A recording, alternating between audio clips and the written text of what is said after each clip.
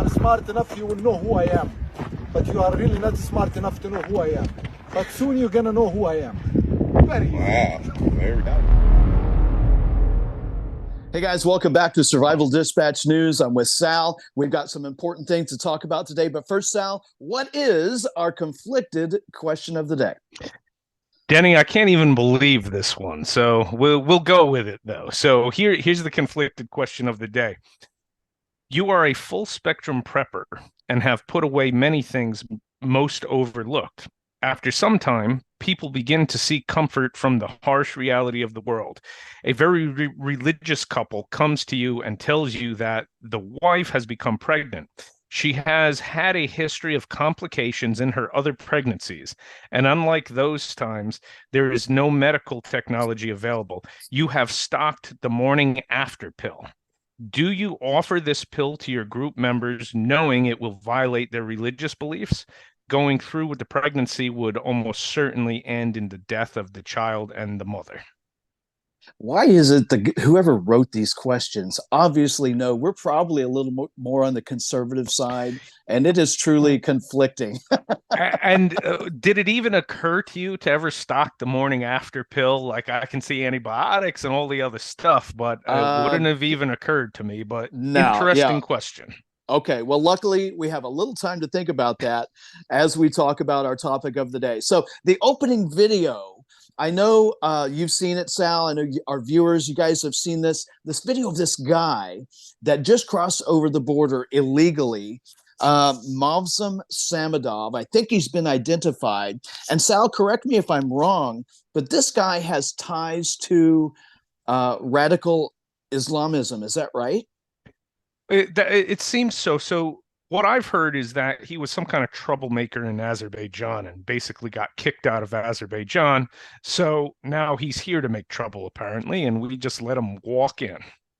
Well, how brazen can you be when you just when you cross over the border illegally and say, you're going to know who I am real soon? To me, it sounds like he definitely has nefarious intentions, and he's going to do something. Maybe he's going to commit an act of terrorism. Maybe he's going to be one of the lone wolf guys that we've been talking about. Who knows? But how troubling is it, that whole situation right now in Texas and Eagle Pass and those areas that Texas now had to take over themselves because the Biden administration will not do its job and let us secure those borders.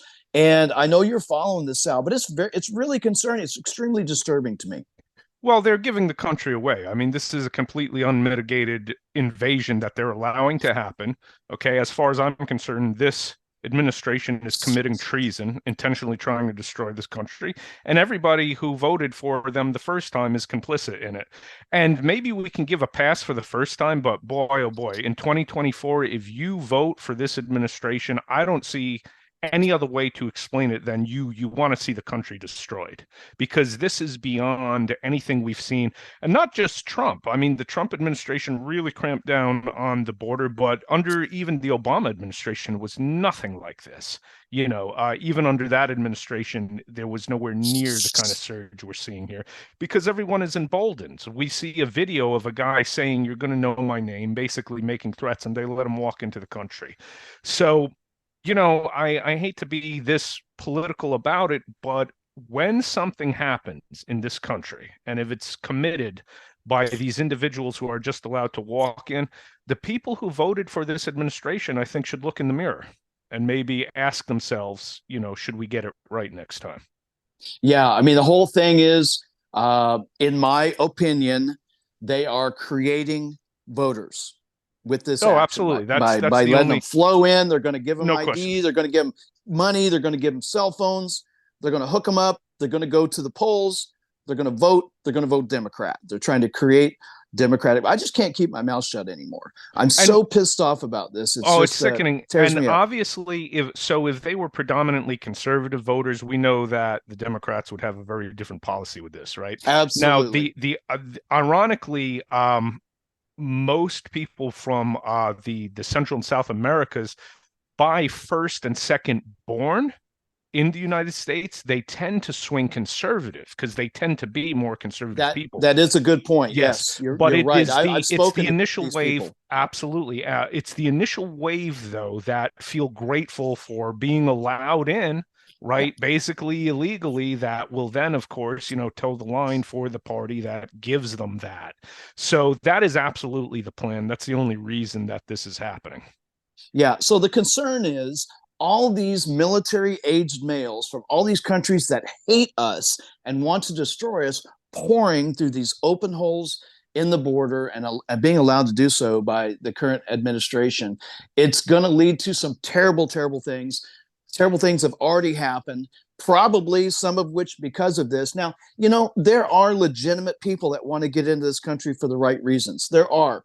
They're not all terrorists. I'm not going to say that. That's not true. But there's definitely a very, very legitimate concern about this. And today we're talking about that lone wolf aspect of the bad people that we don't want. And the whole thing is we're trying to close these holes so the people who want to come in have to be funneled in the correct way. Absolutely. So, when it comes to this, the truth is, and we all realize this, it's probably 99.999% of these people are not harmful at all. They are here, well, at least in terms of they're not here to do anything malicious. They're here to try to seek a better life, make money, etc. Yeah. So that's fine. The problem is when we're talking about these kind of numbers, even if one in 10,000, let alone 1 in 1,000, if 1 in 100,000 is a bad actor, that's a whole lot of bad actors we've now allowed into the nation, just waiting on the right opportunity to do things. So it's not that we oppose, legal immigration. This country is entirely built on legal immigration. But this thing of just allowing an unmitigated flow of everybody, and these are certainly not all just people from Latin America, right? We know that they're from all over the globe. Of course. Well, Sal, let's talk about this whole lone wolf aspect and the definition of what is a lone wolf attacker? Where do they come from? So what's interesting about this is the lone wolf attack basically refers to usually a single individual, but more importantly, what that means is the individual is not directly controlled or dictated by another power. So in other words, it's not a terror cell that would take orders from some foreign entity. It is a single individual or even a couple of individuals who act on their own, but may do so after proclaiming sympathies or support for some foreign entity. And the thing to bear in mind is these lone wolf attacks, which, to be honest, Denny, I hate to even say this so that it's on record because it may not be true, but I will say it. If I had to put money on it, I'm thinking that the attacks that we do see, which unfortunately I think things are almost inevitable that we're going to see terror of some kind, I'm still inclined to think it's going to be mainly lone wolf attacks. It will more likely be the lone individual or a couple of individuals who feel sympathetic and decide to support something that's happening on foreign lands more so than an actual cell that's activated. Yeah. I could be wrong, but I'm thinking that's still most likely the case. Yeah. So, as I'm thinking about this, the Boston Marathon bombers come to mind. Absolutely. Even though they were brothers, it was sort of considered a lone wolf attack. And Mike, here's another question for you: do these guys come into the country premeditated? Do they already have the plan, or are they? Do you think some of these guys are told, "Get in there, wait for us. We'll contact you. We'll let you know what to do, how to do it, and where to do it," or is it a combination of all the above? So when we look at actual lone wolf attacks, the history of it in this country, the majority have been perpetrated actually by native-born people or people who've been here since the time of childhood. So while the open border, the biggest problem with the open border to me is obviously the political issues it causes, but now we do have much higher likelihood of having cells actually in the country who can come through. As far as the lone wolf attack, though, it could be very well, and in fact, perhaps more likely native-born people in this country are just as likely, if not more so, to kick off such lone wolf attacks than foreigners streaming across the border, because that's what the history of this shows. And really what you have with an individual who does this in the history of our nation, the psychology is very similar to the more typical mass killer, active shooter kind of thing. It's just that when they have a grievance, instead of all the psychology is all essentially similar. It is victimology. I am a victim. The world is oppressing me. Something is oppressing me. So, when it's some guy who goes in and shoots up the high school, it's because supposedly he was bullied, or the girls don't like him, or literally some absurd thing like that. Or with more terror related things, it's the same kind of psychology, but you have an individual who thinks they're a victim, but they may turn their attention towards, swearing allegiance to ISIS or some other foreign terror group, just because, maybe it's a different ethnicity. Maybe they come from that region of the world. So again, the psychology is almost the same. It just manifests a little bit different in what they claim to do it in support of, based on whether it's ethnicity or whatever other affiliation. So that's really what we're looking at. And when we have a very heated foreign conflict going on, we're more likely to see lone wolves decide to take things into their own hands and act out accordingly.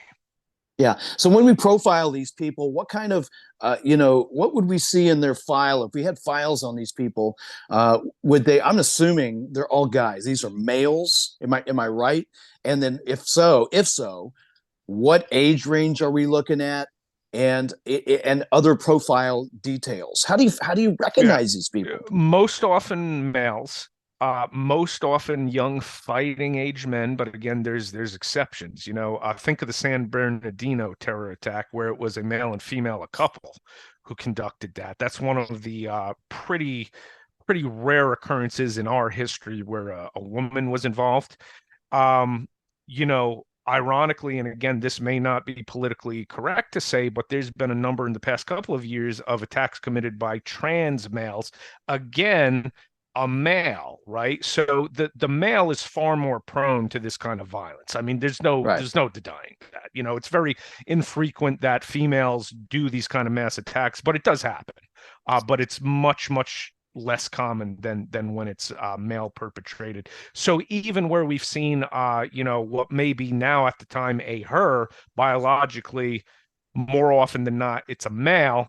Because again, there's just something there, obviously, in the male wiring when they get into this very dangerous, disgusting mentality of victimhood and want to lash out against society. This is what we see happen.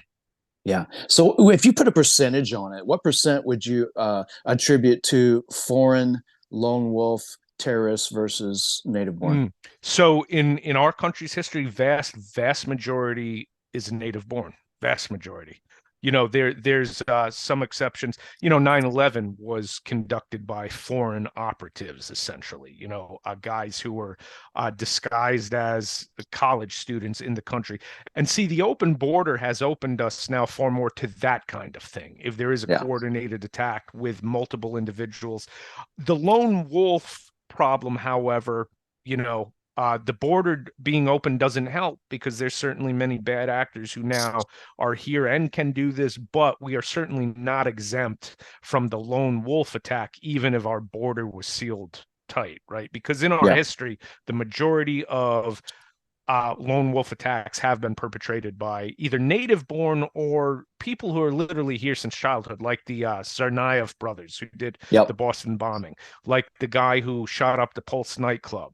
So again, what you have going on is the mentality of victimhood, mad at the world. It's just manifested differently than the more stereotypical active killer that we think about, who's mad at their high school or something like that, or workplace, etc. So essentially, we've got a couple different categories here. We've got the foreigners that come in.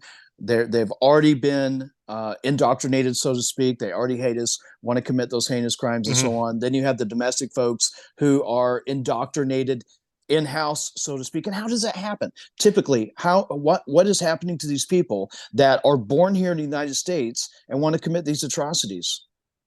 So, essentially, I blame it squarely on the individual. I don't even go with indoctrination because when somebody goes in and shoots up the high school, what can we possibly blame for indoctrinating somebody into that? So, with terrorism, we're more inclined to say, oh, they were indoctrinated by something. Maybe they went to a mosque with a radical imam. There's some of those around, but I mean, it's very infrequent, in our country, compared to other nations.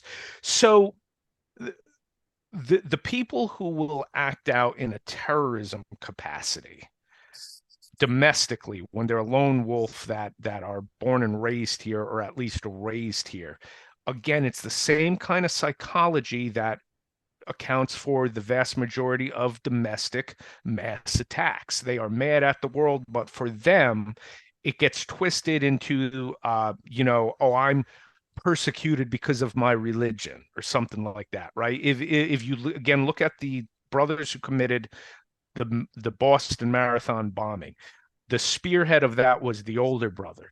He Yeah. was a wrestler in high school. He was actually very good. Apparently, he didn't make it to the championships. And again, it comes back to this victim mentality that is so dangerous. All of a sudden, he goes from being a popular kid who's like the champ wrestler on the school team, etc.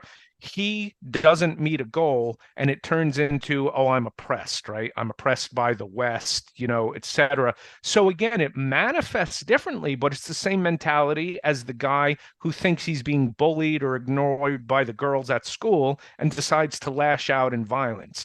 So that is what is typically the motivation for the lone wolf. It's relatively rare that you have somebody that's conditioned from the time of childhood into a radical way of thinking in this country. It's relatively rare. There is some of that. There are some religious leaders that, have whipped up radicalism and stuff, but it's the ones who have acted out on it. We see this turn. They embrace a psychology that is almost identical to the more typical active shooters, but it manifests differently in terms of what they attribute their actions to. So lone wolf attacks that are motivated by foreign affairs seem to be well planned out terroristic type activities versus, tell me if I'm wrong, I'm just kind of surmising this, versus the domestic I'll call it spur of the moment terrorism by these folks who have this sense of entitlement and think they're oppressed and so on. Obviously, their attacks are motivated much differently. But give us some examples, if you will, of maybe a foreign motivated terrorist act versus a domestic American born person that does this. And I'm really interested in knowing how, and maybe we'll get to this in a little bit. How can we recognize this? How can we see it coming? And what can we do to defend ourselves? But a few examples, and I'd also like to know, have you addressed any of this in your book, 21st Century Minuteman? Is this something you've actually researched? So in 21st Century Minuteman, I discuss a lot of the mass attacks, including the Boston Marathon bombing, San Bernardino, etc. And I make some points in those. I don't really address the psychology so much in that book of active killers. Mainly what I address in the book is, how to be ready to deal with such things if you're on ground at ground zero, right? So the book doesn't go so much into psychology of these guys. However, I have studied that a lot, and the truth is, I come away from it saying it doesn't matter. The only thing that matters is if you're there at the time, you shoot them in the face when they come through the door. That's all that actually matters. I don't care what the motivation is. If they decided that they're oppressed because they're some kind of minority and swore allegiance to ISIS, or if they decide that they're oppressed even though they're, the majority, but they feel that the world has somehow slighted them or taken away their opportunities, whatever the motivation, to me doesn't matter, because 124 grain plus P works on everybody.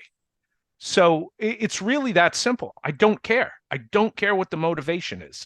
The bottom line is that when we, have foreign entanglements that are very politically heated, like, you know, the Israel and Palestine thing. I mean, that's a conflict that's been going on for literally almost 100 years. You know, there's nothing new about this, but there's a lot of factors now that get people all amped up. One of which is just, you know, modern social media. We're able to see atrocities, right? So people are getting all worked up on both sides of it, and that doesn't help. So when we're living in an age where the mental health of the general population has deteriorated because of a lot of that has to do with social media.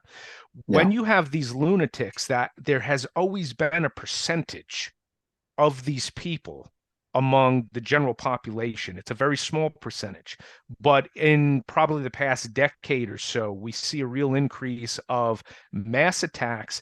I really attribute that heavily to the growth of social media, because when you have somebody who's already a bit crazy, now they can speak in echo chambers and get themselves all amped up by communicating with other people like them on social media, etc. Right? So how that's going to play into terrorism is we probably just have more lone wolves who have this grievance against the world and would rather die a known monster than an unknown nobody.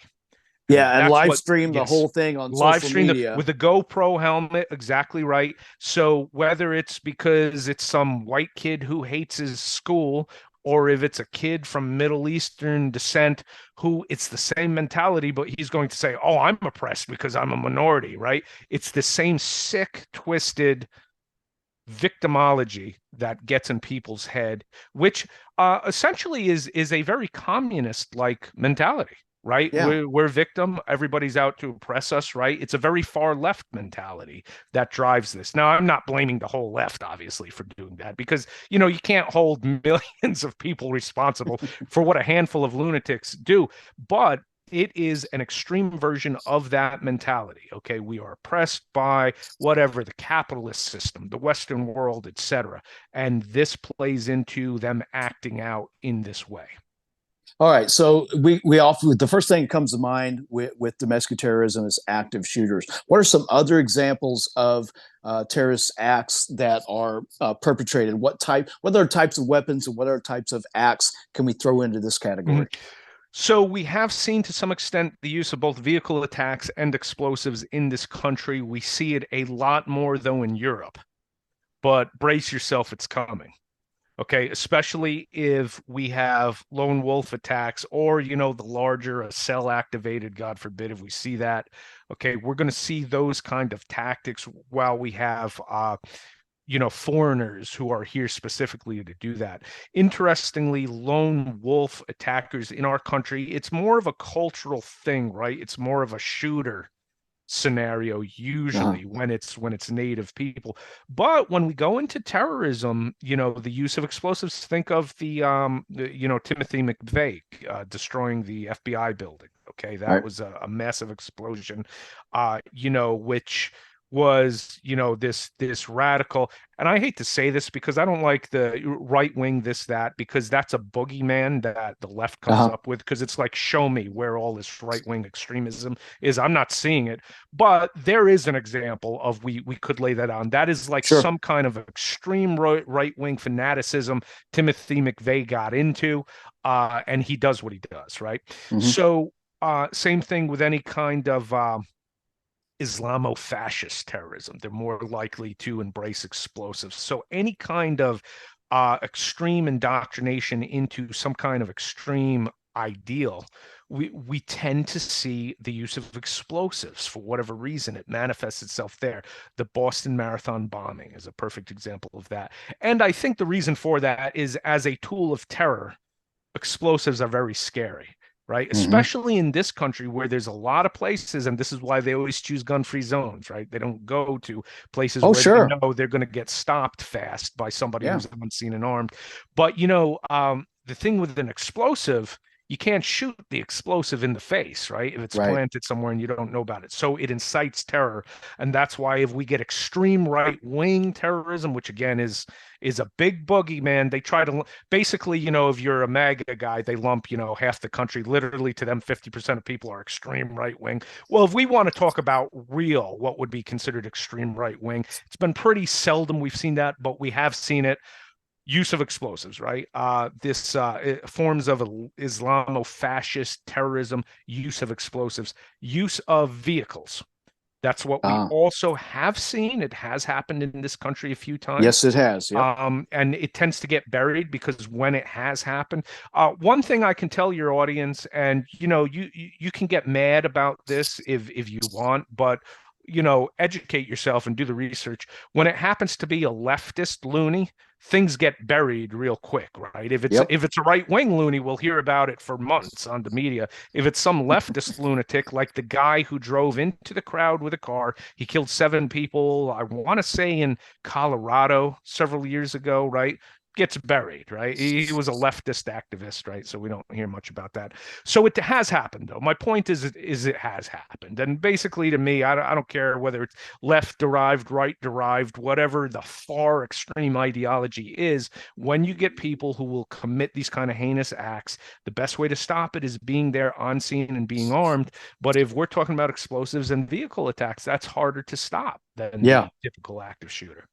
Yeah, you were talking about the psychological aspect of explosives, and it's scary because it's not a bullet. It's not a single bullet that's aimed at a person. You don't know how big it's going to be. It can affect a huge area. It doesn't discern between men, women, children, race, gender, etc., and it creates a huge fear factor. A vehicle can be a deadly weapon. I learned that in police academy years and years ago, and it can very quickly turn into a very deadly weapon. And of course, the most common terroristic act are the active shooters, and so on. So now that we kind of have categorized all this, we may not be able to recognize them. We may not know when it's going to happen. We may not know what kind of weapon they're going to use, but we need to talk about considerations for defense against any of these threats, and what kind of mindset should we be in, and how can we prepare?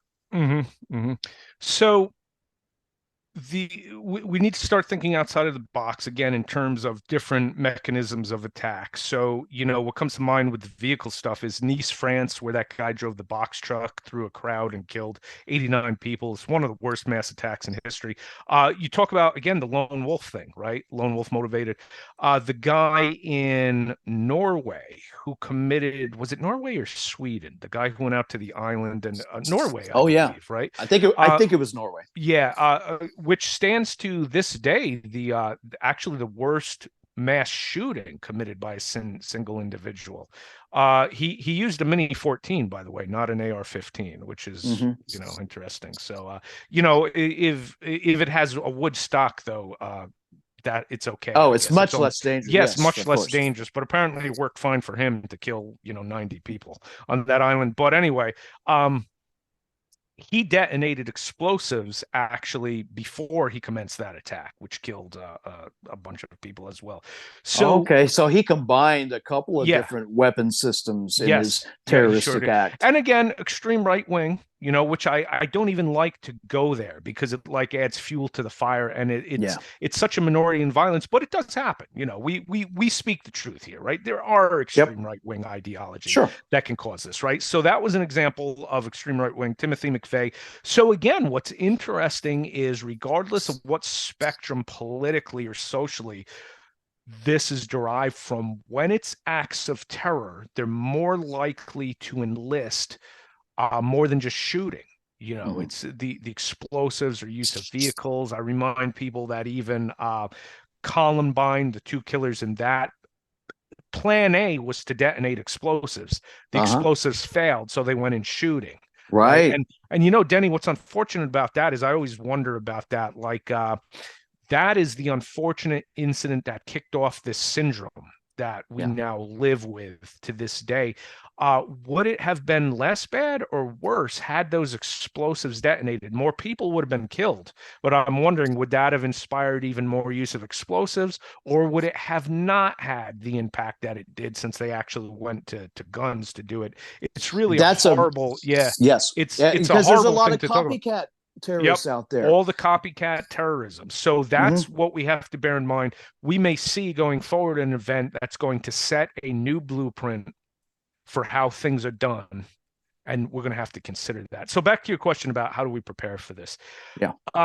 You know, we've discussed this in a lot of these shows, recognizing people acting strangely in public locations. We really need to pay attention to our surroundings this day and age. When you are in crowded environments, one thing, regardless of, again, what ideology is or anything like that, these guys, before they commit an act, show all of these stressors, the profuse sweating, the acting nervous, etc. So the ideology doesn't really make a difference there. If they're going to commit some heinous act, they're going to be acting nervous and upset beforehand. You need to be paying attention to that. When we delve into things of like the long-term social, how do we prevent these things?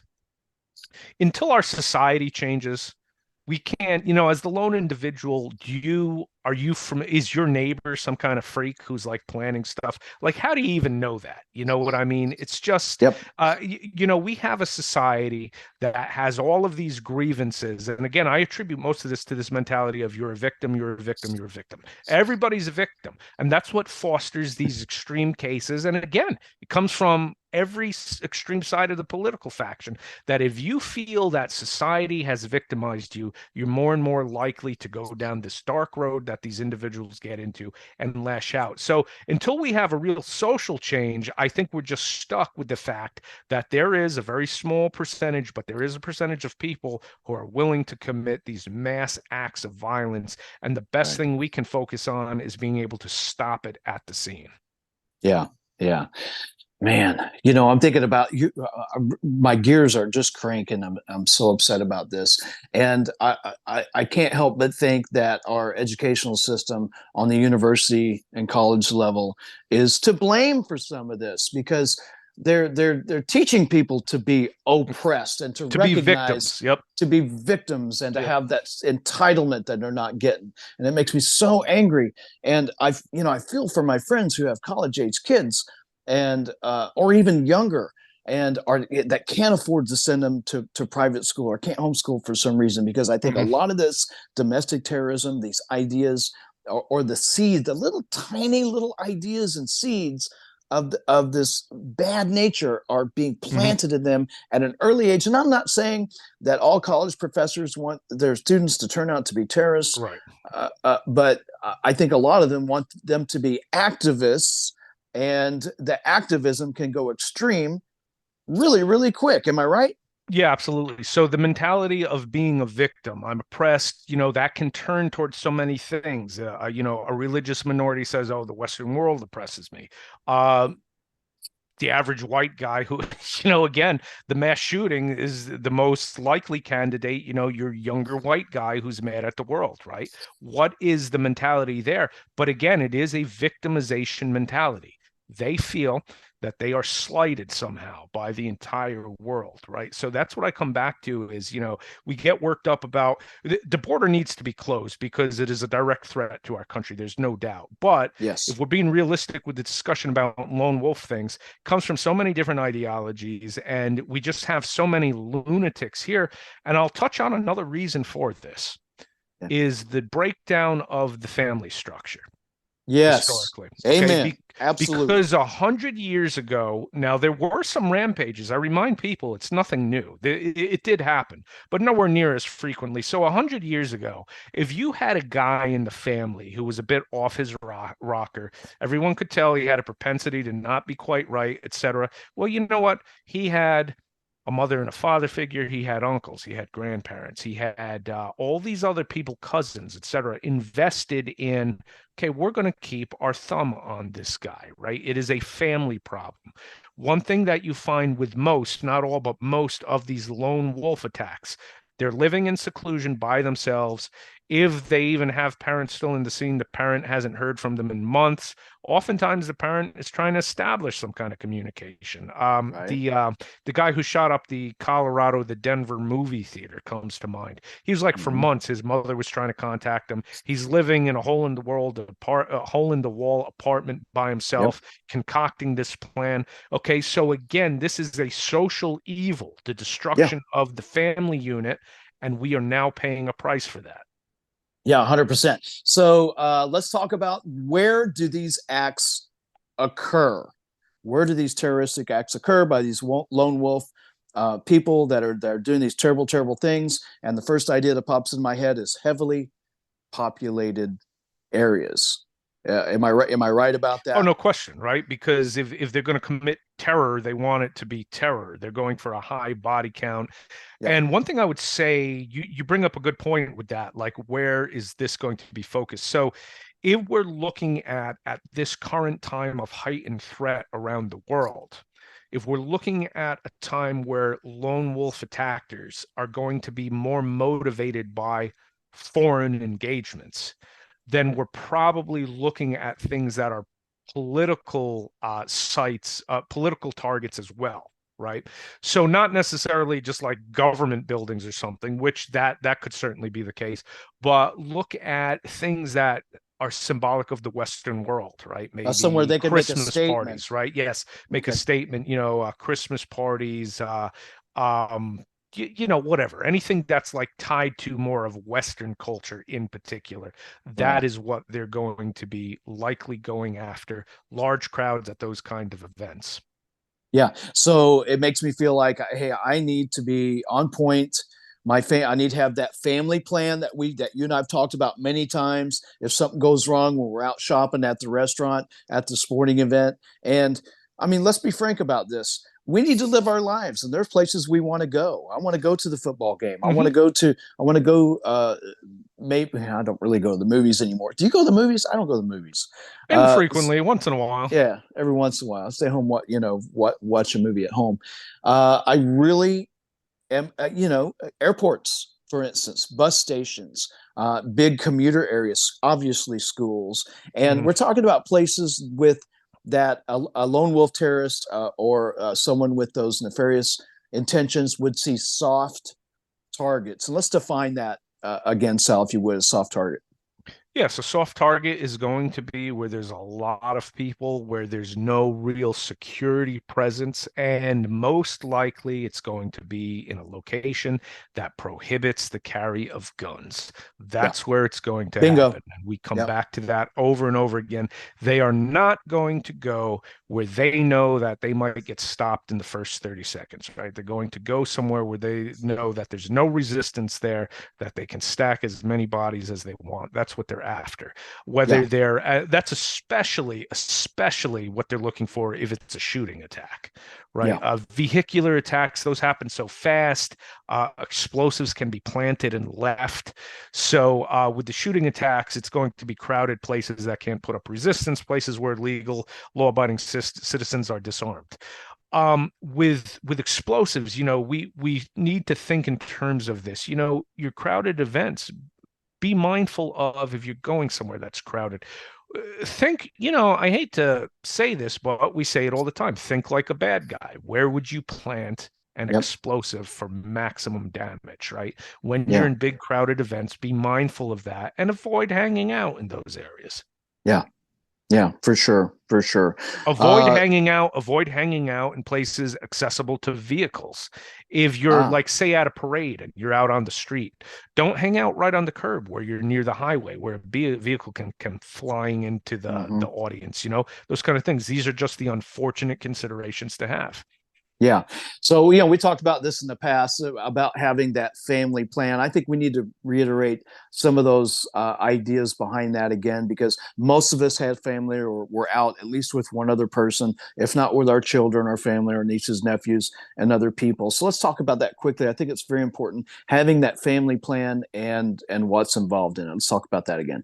Yeah, absolutely. Family plan of be mindful of your surroundings. Always have a plan to get out of there as quickly as possible. Whether it's a big outdoor event, big indoor event, where are your exits? Have the discussion with the family. If something happens, that's where we're going, right? Yeah. Have a link up point, and we've hit on this a lot. That is not right near the facility that you're in. Yes. A Okay. safe distance away A safe from where you're distance at. Yeah. away. So have the discussion. If we get separated, we're going to meet at, whatever, the Taco Bell across the highway, not in the parking lot of the event. Because if we see terror attacks that are more in lines with what we see overseas, a tactic we have seen is a shooting attack to push people into the parking lot where there are explosives and vehicles waiting. Okay, that's Yeah. been done. So we don't want to, if we have to flee location that is attacked, we don't want to congregate right outside of the vicinity of that building, right? So Yep. those are the kind of things we need to, unfortunately, impress on our loved ones and have those discussions when we go places. Yeah, I think also, Sal, it's really important to talk about this. I'm armed. I'm with my family. My other families are not armed. I hear shooting around the corner, down the hall.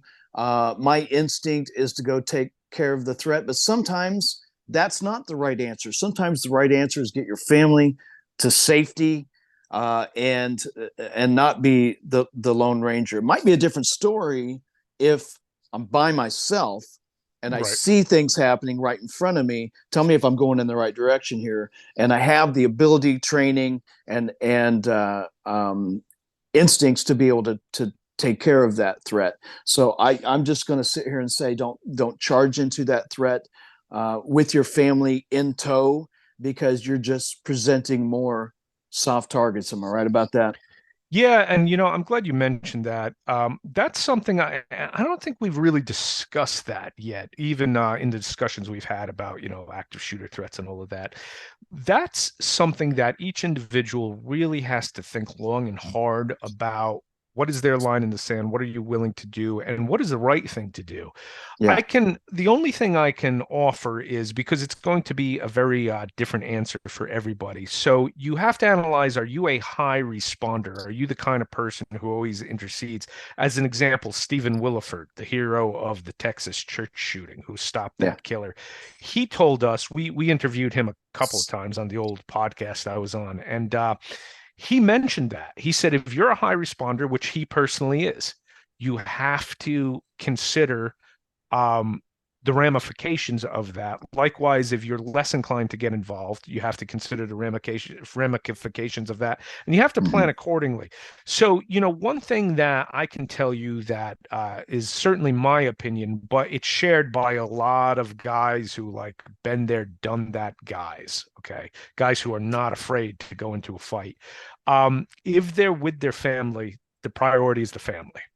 Yeah. Okay, that's simple. Places getting shot up, a single attacker, multiple attackers, whatever. Priority is the family, getting the family out. Okay, and I don't think we can fault anybody for that. Now, Sure. the bigger question comes down to, if you're alone, if you're alone, and I've thought about this myself.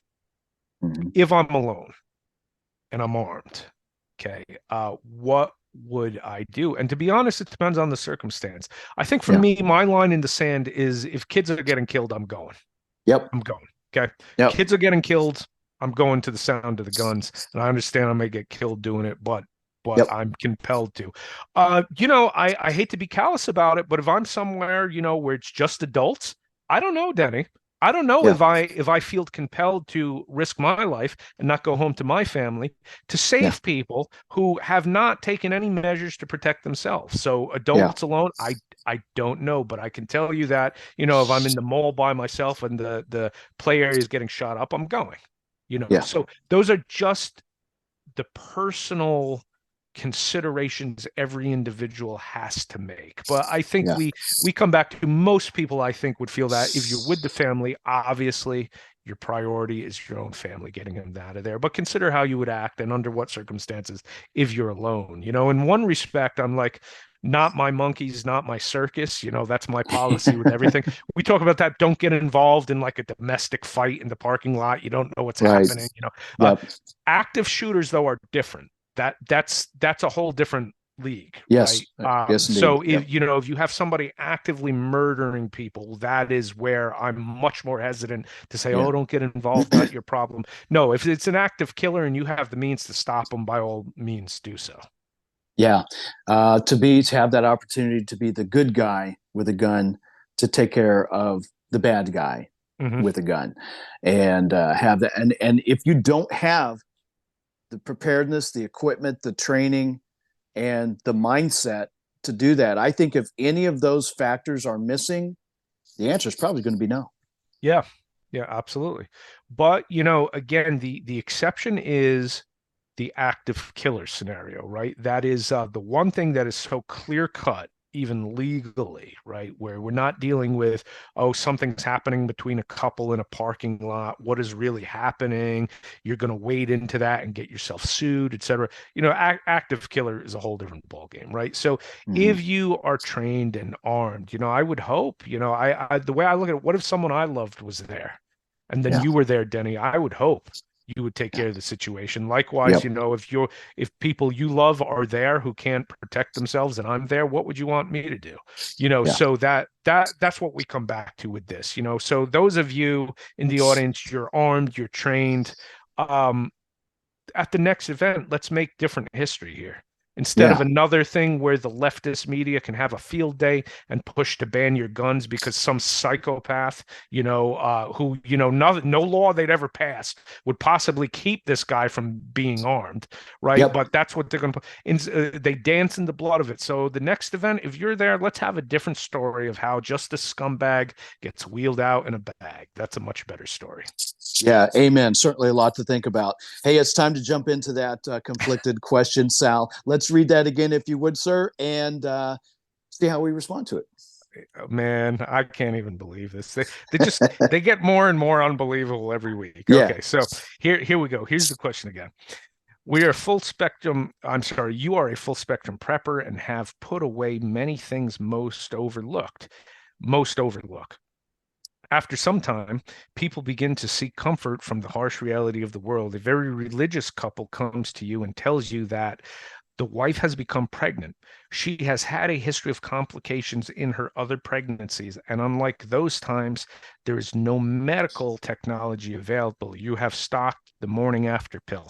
Do you offer this pill to your group members knowing it will violate their religious beliefs?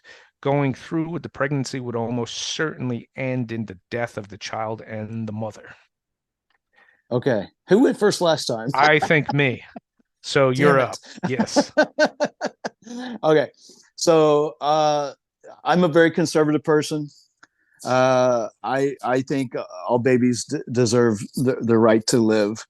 However, in an apocalypto scenario, shit's going to be different. Things are going to be different. Our frame of mind is going to be different. We're going to be in a survival mode. We're going to want to keep as many of our core group around us as possible in order for us to survive. Not an easy answer to any of these questions. I'm going to offer the pill because if I have two choices, I'm going to offer it. I want to keep that person alive, keep them in our group, and provide them the opportunity to keep living. And it pains me to even say that, but that's my answer. Yeah. So with this scenario, first of all, I come back to why would I even stock the morning after pill? I wouldn't have even. Oh, dude, no, that's the first thing. But no, I know. Okay, I got to follow the rules. But we're going with the scenario, right? Okay, so we're going with the scenario, right? Exactly. So I do not have the morning after pill in my IFAC. Yeah. It's not there. Yeah, no, me neither. Antibiotics, those kind of things I thought about. Morning after pill, no. So, well, This is kind of an interesting scenario, though, because grid down, pregnancy is exceedingly hazardous. We know that. Oh yeah. So, personally, it's a political issue I don't weigh into. Okay, I am Second Amendment crusader. That's the politics that I wade into. That's how I vote. I vote guns, and I'm honest with people about that, right? Because to me, that is the biggest single threat that is posed to us as far as our rights go. So the abortion thing is very complicated. However, I'll share, my personal opinion is I'm very pro-life. That's my personal opinion. Okay. However, when thinking of that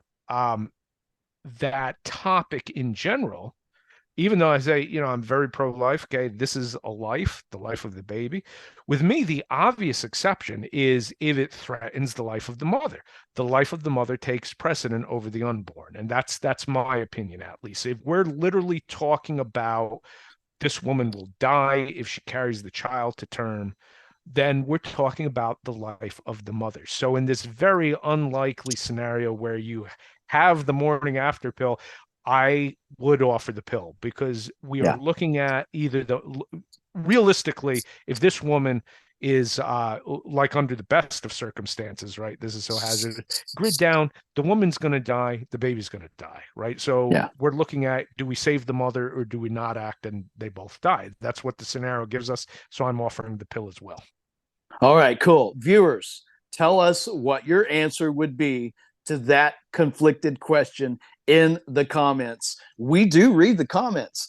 And, aside and beyond this very important discussion we've had today about lone wolf attackers, who are they, where do they come from, whether they're foreign or native born. We talked about the motivations, the profiles. We know we can't always identify these guys, who are mostly guys, examples of those attacks, that are motivated by foreign affairs, and the types of attacks, whether it's an active shooter, a vehicle, a knife, explosives, etc., and considerations for the defense of those threats. Let us know if you guys learned anything today. Sal, as always, you've been extremely informative. We want to remind everybody that Sal has a fantastic book out there, The 21st Century Minuteman. We'll throw a link to Sal's book in our description for this video today. So make sure you hit those buttons, like, subscribe, comment, and share. Thanks for watching. Stay safe out there, everybody, and we'll see you next time.